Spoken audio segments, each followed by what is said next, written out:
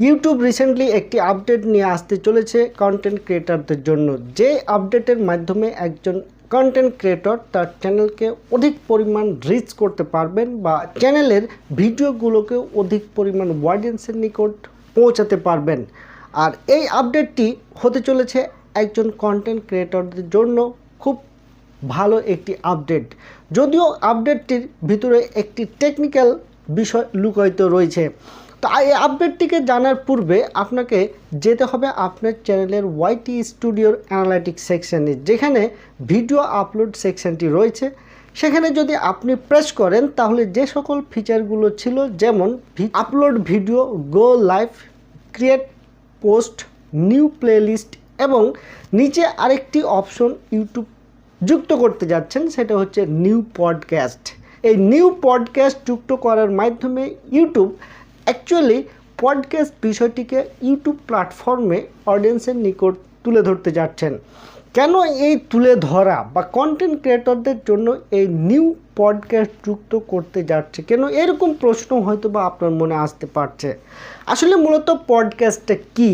Podcast মূলত আমরা audio প্রোডাক্টগুলোকে বুঝি, যে অডিও প্রোডাক্টগুলোকে বিভিন্ন অ্যাপসের মাধ্যমে আপনি যদি মনিটাইজেশন করে নিতে পারেন, তাহলে সেখান থেকে আপনি অধিক পরিমাণ রেভিনিউ জেনারেট করতে পারবেন এবং সেই রেভিনিউ জেনারেট করার মাধ্যমে আপনার যেমন ব্র্যান্ড ভ্যালু ক্রিয়েট হবে, সেই সাথে আপনার ফেস ভ্যালুটাও পরিচিত হবে ওয়ার্ল্ড ওয়াইড।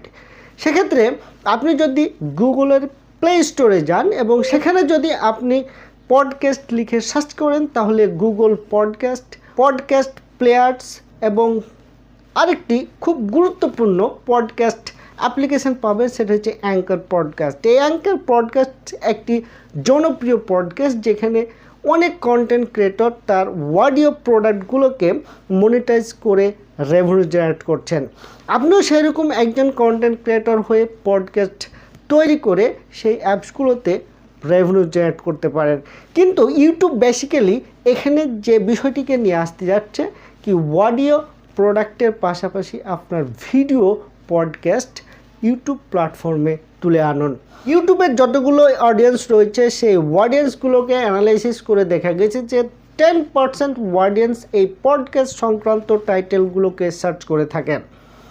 তো এই 10% অডিয়েন্স মানে একটি হিউজ পরিমাণ অডিয়েন্স। এই অডিয়েন্স বেসটাকে কাজে লাগানোর জন্য ইউটিউব মূলত আপনার ওয়াইটি স্টুডিওতে এই পডকাস্ট নামক নিউ পডকাস্ট সেকশনটিকে যুক্ত করে দিয়েছেন। এটা মূলত অ্যাকচুয়ালি প্লেলিস্ট আকারে আপনি একটি পডকাস্ট তৈরি করতে পারবেন। পডকাস্ট মূলত এখানে আপনি একজন কন্টেন্ট ক্রিয়েটার আরেকজন কন্টেন্ট ক্রিয়েটার সাথে নিজস্ব কনভারসেশনের মাধ্যমে যে একটি বিশেষ ভিডিও ক্রিয়েট হবে এবং সেই ভিডিওটি একটা প্রোডাক্ট বা ব্র্যান্ড হিসেবে কাজ করবে ইউটিউব প্ল্যাটফর্মে, যেটা হয়তো বা অনেক অডিয়েন্স দেখে উপকৃত হতে পারে। সুতরাং এরকম ভিডিও যদি ক্রিয়েট করে ইউটিউব প্ল্যাটফর্মে আপলোড করেন, তাহলে আপনার সেই অডিয়েন্স গেইন করা আপনার চ্যানেলের জন্য একটি সহজ উপায় হতে পারে।